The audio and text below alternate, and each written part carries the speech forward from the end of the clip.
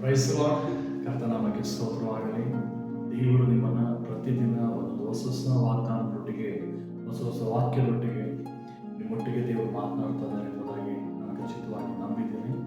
ದೇವರು ವಾಕ್ಯ ಹೇಳ್ತದೆ, ಈ ಒಂದು ಡೈಲಿ ನಡೆಯುವಂಥ ಈ ಒಂದು ಸಂದೇಶ ದೇವರು ನನಗೆ ಹೇಳಿದ್ರು, ಕರ್ತನೆ ನಾನು ಯಾವ ರೀತಿ ಇದು ಮಾಡಲಿ ಎಂಬುದಾಗಿ ಹೇಳಿದಾಗ ಕರ್ತನೆ ಹೇಳ್ತಾನೆ, ನೀವು ನಂಬಿದರೆ ದೇವರ ಮಹಿಮೆಯನ್ನು ಕಾಣಲಿ.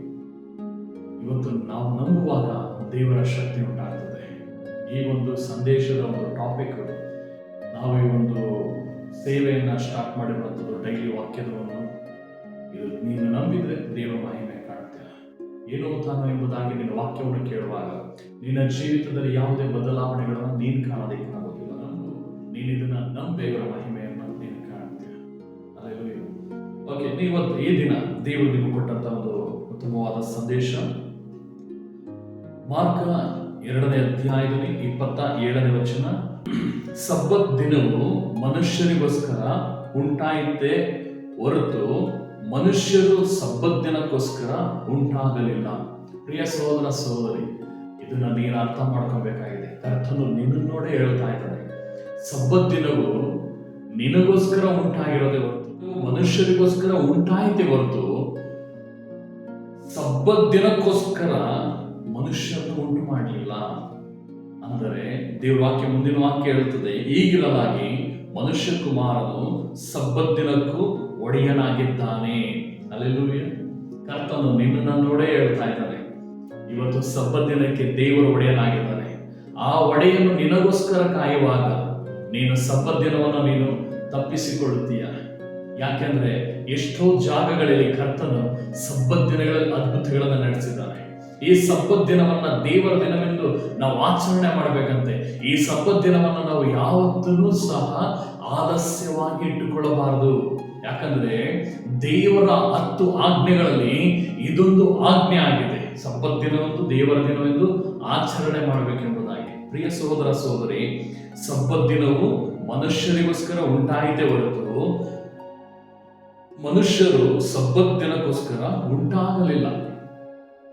ನಿನ್ನನ್ನು ನೋಡೇ ಕರ್ತನು ಹೇಳ್ತಾ ಇದ್ದಾನೆ, ಮಗನೇ ಮಗಳೇ, ಸಬ್ಬತ್ ದಿನ ಅನ್ನುವಂಥದ್ದು ನಿನಗೋಸ್ಕರ ಉಂಟಾಗಿದ್ದೆ ಹೊರತು ನಿನಗೋಸ್ಕರ ಮಾಡಿರೋದು. ಇವತ್ತು ದೇವರು ನಿನಗೋಸ್ಕರ ಮಾಡಿದಂತ ಭಾನುವಾರವನ್ನ, ಆ ಸಬ್ಬತ್ 6 ದಿವಸಗಳು ನೀನು ಎಷ್ಟು ಕೆಲಸ ಮಾಡಬೇಕು ಅಷ್ಟು ಕೆಲಸವನ್ನು ಮಾಡ್ರಿ. ಆದರೆ 7ನೇ ದಿನವನ್ನ ದೇವರಿಗೆ ಮೀಸಲಾಗಿ ಕೊಡ್ರಿ. ನಿನ್ನ ಜೀವಿತದಲ್ಲಿ ಮೊದಲನೇ ಅರ್ಥ ಮಾಡ್ಕೊಬೇಕಾಗಿರೋದು, ಇವತ್ತು ಸಬ್ಬತ್ ದಿನವು ಅದು ದೇವರಿಗೆ ಮೀಸಲಾಗಿರುವಂಥದ್ದು. ನೀನು ಆ ದಿನನೂ ಸಹ ದೇವರಿಗೆ ಕೊಡ್ಲಿಲ್ಲ ಅಂದ್ರೆ ನೀನು ದೇವರ ದೃಷ್ಟಿಯಲ್ಲಿ ನೀನು ತಪ್ಪಿಗಸ್ತನಾಗಿ ಮಾರ್ಪಡ್ತೀಯ. ಅಲ್ಲೆಲ್ಲೂಯ್ಯ. ಇವತ್ತು ನೀವು ಮನ ತೆರೆಗ್ರಿ, ಕರ್ತನ ಹತ್ರ ದೇವರ ಮುಂದೆ ಒಪ್ಪಿಸಿಕೊಡ್ರಿ. ದೇವರೇ, ನಾನು ಸಬ್ಬತ್ ದಿನವನ್ನ ನಿನ್ನ ದಿನವೆಂದು ಇನ್ನು ಮುಂದೆ ನಾನು ಆಚರಿಸ್ತೀನಿ, ನಾನು ಅದಕ್ಕೆ ದೋಷಿಯಾಗಿರುವುದಿಲ್ಲ ಎಂಬುದಾಗಿ ನಿಮ್ಮ ಹೃದಯದ ಮೇಲೆ ಕೈ ಇಟ್ಟು ಪ್ರಾರ್ಥನೆ ಮಾಡ್ರಿ. ಹಿಂದೆ ನೀವು ಒಪ್ಪಿಸಿಕೊಡ್ರಿ, ಅದ್ಭುತವನ್ನ ನೀವು ಕಾಣಲಿಕ್ಕಿದ್ದೀರಾ. ಅಲ್ಲೆಲ್ಲೂಯ್ಯ. ಪರಲೋಕದಲ್ಲಿರುವ ನಮ್ಮ ತಂದೆಯಾದ ದೇವರೇ, ಯಾರೆಲ್ಲ ರಾಜ ಹೃದಯಗಳ ಮೇಲೆ ದೇವರ ಕೈಗಳನ್ನ ಇಟ್ಟು ದೇವರೇ ತಮ್ಮನ್ನು ತಾವು ಒಪ್ಪಿಸಿಕೊಡ್ತಾ ಇದ್ದಾರೆ, ತಮ್ಮ ಹೃದಯಗಳನ್ನು, ತಮ್ಮ ಜೀವಿತವನ್ನ ದೇವರೇ ನಿನಗೆ ಅರ್ಕೆ ಮಾಡ್ತಾ ಇದ್ದರು, ಅವರ ಜೀವಿತವನ್ನ ಇವತ್ತೇ ನೀನು ಬದಲಾಯಿಸು ಸ್ವಾಮಿ. ದೇವರೇ, ನಿನ್ನ ದಿನವನ್ನ ನಿನಗೆ ಸಲ್ಲಬೇಕಾದ ಈ ಆರಾಧನೆಯನ್ನ ದೇವರೇ ಮತ್ತೊಂದು ಜಾಗಕ್ಕೆ, ಮತ್ತೊಂದು ಕೆಲಸಕ್ಕೆ, ಮತ್ತೊಬ್ಬ ಮನುಷ್ಯನಿಗೆ ಸಲ್ಲಗೊಳ್ಳದಂತೆ ಕರ್ತನೆ, ಈ ಸಬ್ಬತ್ ದಿನವನ್ನ ನಿನಗೆ ಪರಿಪೂರ್ಣವಾಗಿ ಡೆಡಿಕೇಟ್ ಮಾಡುವಂತೆ, ನಿನಗೆ ಆರೈಕೆ ಮಾಡುವಂತೆ ಪ್ರಾರ್ಥಿಸ್ತಾ ಇದ್ದೇನೆ. ಎಷ್ಟೋ ಜಾಗಗಳಲ್ಲಿ ಸಬ್ಬತ್ ದಿನದಲ್ಲಿ ಅದ್ಭುತಗಳನ್ನ ಮಾಡಿದ್ದೀರಾ, ಕಣ್ಣನ್ನ ಕೊಟ್ಟಿದ್ದೀರಾ, ದೇವರೇ ಹುಟ್ಟುಕೊಂಡವರನ್ನ ಎಬ್ಬಿಸಿದ್ದೀರಾ, ಸತ್ತಂತವರನ್ನ ಎಬ್ಬಿಸಿದ್ದೀರಾ, ಗೂನಾಗಿರುವಂತವರನ್ನ ರಾಜ್ಯ ದೇವರೇ ನೀನು ಎಬ್ಬಿಸಿದ್ದೀರಾ ಸ್ವಾಮಿ. ದೇವರೇ ಸ್ವಸ್ಥಪಡಿಸಿದ್ದೀರಾ. ಇಂದು ಯಾರೆಲ್ಲ ತನ್ನನ್ನು ತಾನು ಒಪ್ಪಿಸಿಕೊಡ್ತಾ ಇದ್ದರು ಅವರೆಲ್ಲರನ್ನು ಇದೇ ಕ್ಷಣದಲ್ಲಿ ನೀನು ಆಶೀರ್ವದಿಸು, ಬಿಡುಗಡೆಯನ್ನು ಕೊಡು, ಅವರನ್ನು ಸ್ವಸ್ಥಪಡಿಸು ಸ್ವಾಮಿ. ನೀನು ಸ್ವಸ್ಥತೆ ಶಕ್ತಿ ಬಿಡುಗಡೆ ಆಗಿದೆ ಕಾಣಿಸು, ಯೇಸುವಿನ ನಾಮದ ತಂದೆ, ಆಮೇನ್ ಆಮೇನ್. ಅಲ್ಲೆಲ್ಲೂಯ್ಯ. ದೇವರು ನಿಮ್ಮನ್ನು ಆಶೀರ್ವಾದ ಮಾಡಿದ